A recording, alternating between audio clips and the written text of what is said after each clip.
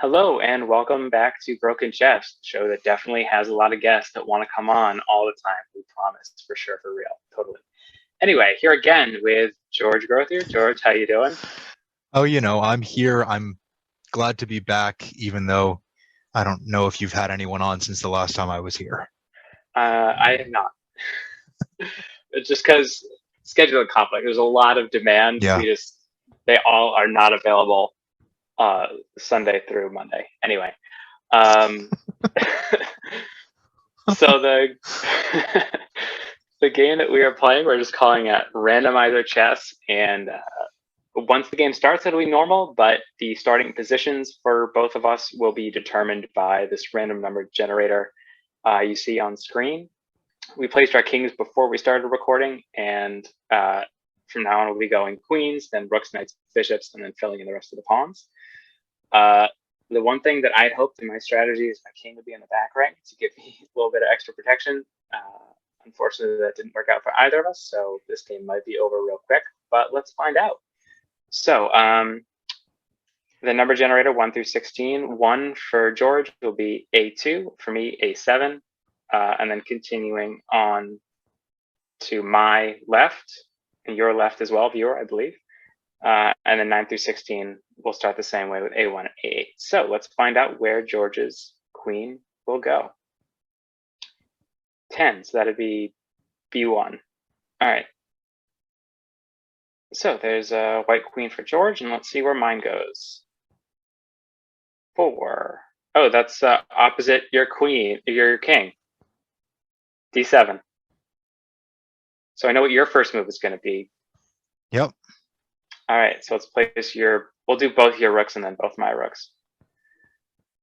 2. All right, so that's B2 for you. Oh, it should, yeah, and your other rook. 13, 10, 11, 12, 13 is E1, where your king would be. Interesting. All right, and mine will be 16, so H8, and 13, also where the king would be.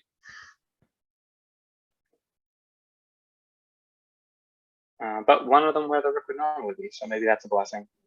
I don't know. We've never done this before. All right, your knight's 5, so that's next to your king, and 7, 2 spaces away. Okay, and mine 11 would be C8 and opposite your knight. Okay. Joke's on you, man. I'm getting all these back row pawns. I don't think you want that. You're gonna be surprised. What was the other one? It was 11, right? Yeah. Yes. So that was here. All right, and then bishops 9. That would be A1 and 14 F1. Also where the normal bishop would go. And 9, let's see. I'm just 11, noticing. so I'm noticing here. Sorry to cut you off. That I ended up with bishops, one on white squares, one on dark squares. oh, true. I didn't even think that we might wind up You could getting. end up with 2 bishops on the same color square. Yeah. So 13, that's also a use space. 14, there we go. 14 and 11 again. 14 again. 12, great. All right. So you're gonna have 2 bishops on the same color 2 square. dark square. All right, and then let's fill in all these beautiful little pawns. All right, so we are ready to go here. Like I said, my first hope, my primary hope was to get my king in the back rank. I didn't get that, but he is relatively out of danger, at least compared to George's. I think his only move, well, I'm not going to give him any ideas, but George, the move is yours. Do your best. Yeah, so here we go, getting my king out of harm's way as far as he can. Yeah, interesting. The move I was thinking was putting your knight in front, but that's basically just sacrificing your knight for no reason. Oh, Yeah. that actually would have lost you the game because then my queen would have captured it, and your king wouldn't have been able to get out of the way. So glad you didn't do that. Yeah. Clearly, I have a lot to learn about chess. However, I am going to move my queen up there to check you again, and I'm going to try to prevent this from just becoming my queen chases your king around the board.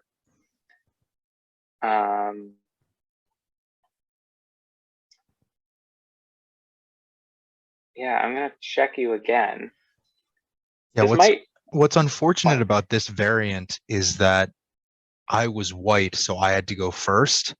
And so now I'm immediately put at the disadvantage of having to move my king as you're continually putting me in check.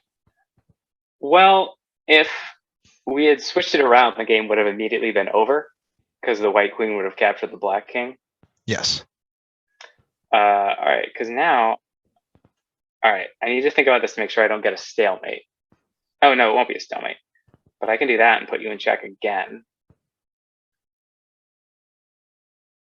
My king's going to go on the offensive here. Yeah, I figured you. Oh no, you can't capture the. I know he's just sitting there to keep a watch. Okay. So now it's your move, and you're moving that bishop. And I'm you're in in check check again. once again. So I'm gonna move there. If it shows up on the board, G4, I assume. I moved. My only move was G4. Yeah. Yeah. All right, There there it we go. goes. All right. I don't. All right, we didn't talk about this beforehand. Pawns can still move forward too, even the back rank ones, right? On their first move.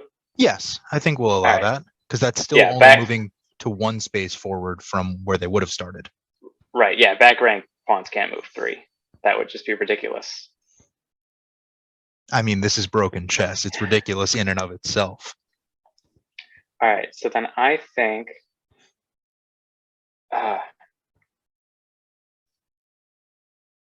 think what I'm gonna do then. Ooh, I was about to make a really dumb move, which is par for the course, but gonna just, I think, do that. Go to E6. Well, I'm going to move my knight to F4. Smart. No one's ever accused me of being smart before, especially not you. All right, interesting. Yeah, I think I might have made a mistake stepping off the gas a little, but you live and learn. All right. You either win or you die.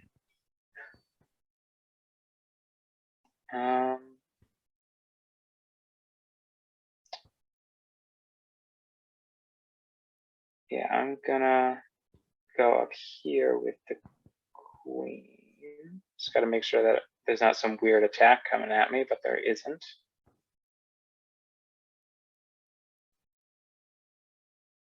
Okay. Well, I will move my pawn to F3. Smart. Now you're putting the pressure on a little bit to where unless I check you on this move, you'll have my queen. And I don't want that. Well, I do want that. To each their own, I guess. I mean, the esteemed viewer is expecting me to capture your queen at some point, given that's how most of our games go. Yeah, especially mine. You know, I played a computer on this chess.com yesterday, I think, and I was like, all right, my only goal for this game is to have my queen not get captured. I did succeed. I'll have you know. Did you win the game? Yes, I played against a bot that was not as good as me on purpose. Really, just for Get training that purposes. confidence boost. Yeah. All right. So let's see. What am I gonna do? I think I will go here. Yeah. Some weird angles of attack that would never be possible otherwise, obviously. Yeah, I'm gonna try something out here and move my pawn to c4. Kaboom. I mean, is that a kaboom-worthy move? c4 was the joke. Oh, here, you can cut out me not getting that. I won't be cutting that out. That's fair. All right, I will be H4. I don't know, hydrogen, I guess. Interesting.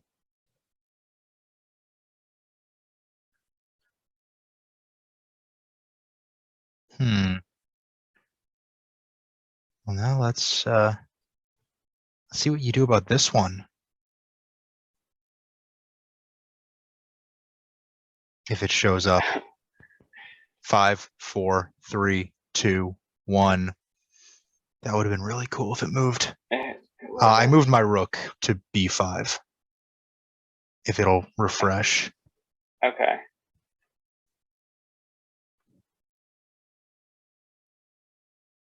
There it goes.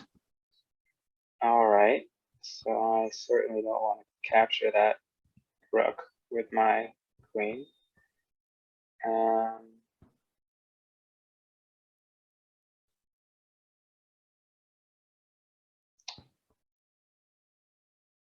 Yeah, I think I'll just do a little blocky poo there.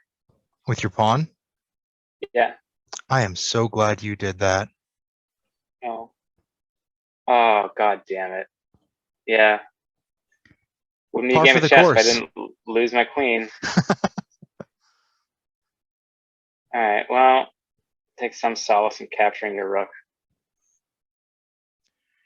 Yeah, I guessed you would. So now I'm going to take your rook in the corner there. That bishop's having himself a day. He sure is. But now in every game that we've played, I've moved my queen by this point. I haven't touched my queen yet. Yeah, well, no, I would say that's a less advantageous spot. Although being behind a rook instead of a pawn is probably good. However, you know what? I'm going to take that bishop, doing a trick that I learned watching a better chess player than me play yesterday. And move pawn move g8 to g7 if you didn't see it. Ah, I see what you're doing. You've locked my bishop in there. Yep. Well, now I'm going to crap out of it. Try to prevent you from taking my bishop by putting you in check. I'm going to capture that. Yeah. With my bishop. Whew. All right. Well, now I'm going to move my queen to b5.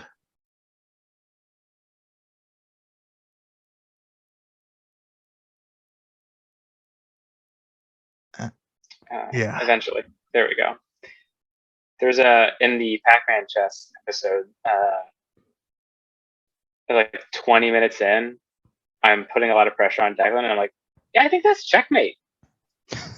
And the video goes on for another 46 minutes. Oh yeah, so that one was a fun watch. If you haven't seen it yet, go give it a watch. Yeah, you know, I think it breaks your brain a lot to conceptualize how many more moves there are available. And for people who haven't seen the episode, go watch it. It's the longest one, but speed it up a bit or something. Because I think it's the most like intellectually stimulating, kind of closest to real chess. Like if you are an actual professional or like really good chess player, I think that's one of the ones you'd want to, you know, be most interested in trying. Like the coin flip one is for sure the most fun. Oh but yeah, we've played that several times off recordings. Oh yeah, but it's basically just gambling. So yeah, there's not a lot to like learn from it. Anyway, I'm just gonna capture that bishop now. Okay, and now I'm gonna put you in checkmate.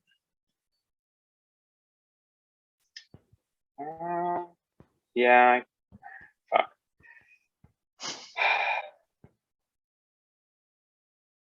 Sorry, bud, but this Yeah. time it's for real. If there are Pac-Man rules, I could. No, actually, if there are Pac. Through Oh yeah, Pac-Man rules, Pac-Man you could rules. take So the queen with the bishop, but yeah. not this time. Because the knight. Man, and I had so much early pressure. Yeah.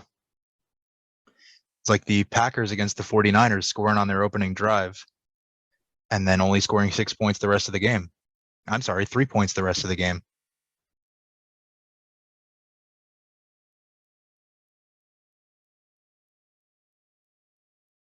Oh yeah, that's what I could have should have done.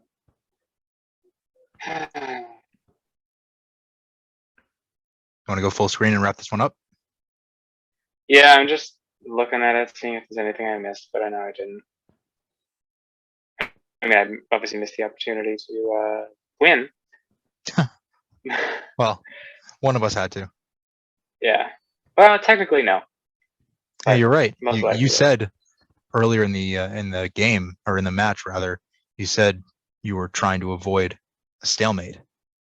Yeah, just I personally think that if you force your opponent into a situation where their king has no move that wouldn't put them in check, that should count as a win for you. But according to chess rules, it is a stalemate, not a win. Yeah, I respect the opinion. I'm not sure if I agree with it. I've never heard it before, but I'll have a good think about it and I will. get back to me. I'll let you know my thoughts in the next episode. Yeah. Or the next time I'm on, hopefully. Sure. That's next time. Super Bowl Tuesday. Yeah, the week before the Super Bowl, I will be back. We'll have a fun episode for that. Absolutely. So, all right. Yeah, your thoughts on how fun, how broken?